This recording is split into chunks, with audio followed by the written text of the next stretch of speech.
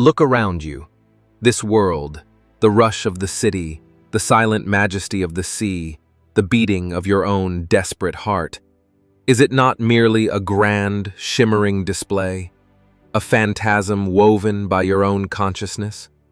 200 years ago, from his solitary perch in Frankfurt, a philosopher named Arthur Schopenhauer gazed upon existence and offered an unsettling truth. The world is my representation. It is the shimmering veil of Maya, a grand illusion we all co-create, a dream from which few ever truly awaken.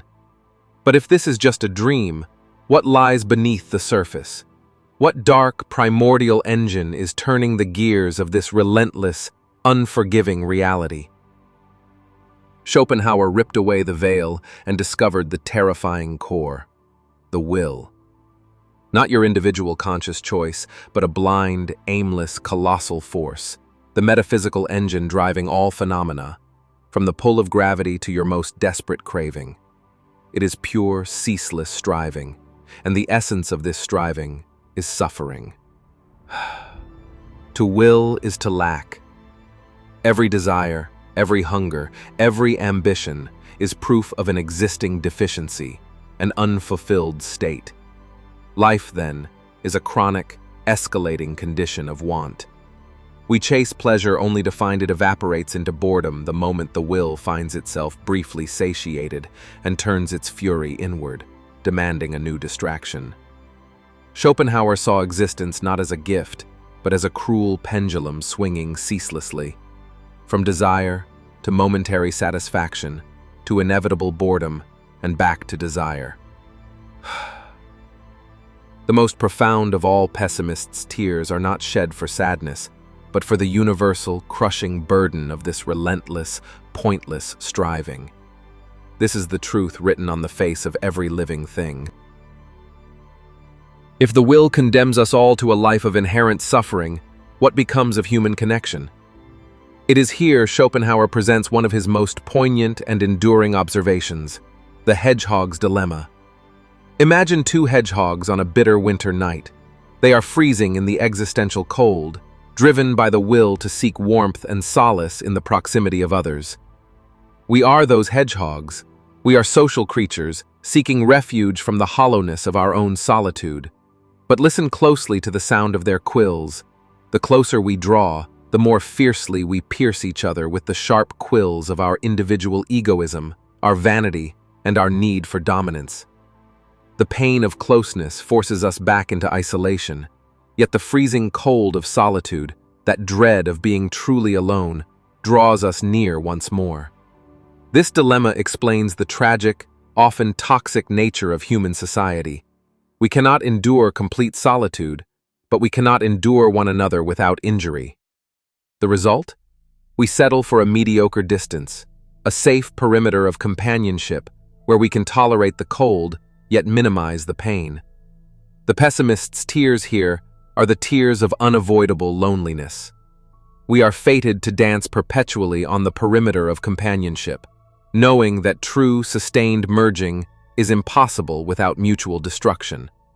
For Schopenhauer, relationships are, therefore, a necessity born of deficiency, rarely a source of genuine, enduring happiness. They are merely a tool to mitigate the worst of our isolation. If the will is selfish and the world is suffering, where does morality reside? Not in divine command, nor in rational duty, says Schopenhauer, casting aside millennia of Western thought. True ethics are rooted not in reason, but in immediate, felt experience. They are rooted in compassion. Compassion is the profound, almost mystical realization that the suffering you witness in the other, the physical agony, the mental anguish, is fundamentally your own. It is the same restless will, the same essential core, manifesting through a different body. Schopenhauer defines the true moral act as one performed without egoistic motive, driven purely by the desire to alleviate the pain of another. This is the break in the will's tyranny. It is a moment of profound, liberating recognition. In this shared sorrow, In this compassionate tear, we glimpse the only true path to ethical living, forging a temporary, fragile unity against the dark machinery of existence. If life is a torture chamber designed by the will, then Schopenhauer offers us temporary sanctuaries. The first and most accessible path to quietude is the aesthetic experience. Art.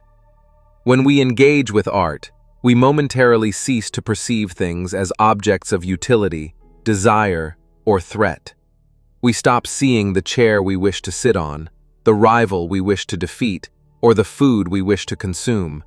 Instead, we become a pure, will-less subject of knowing.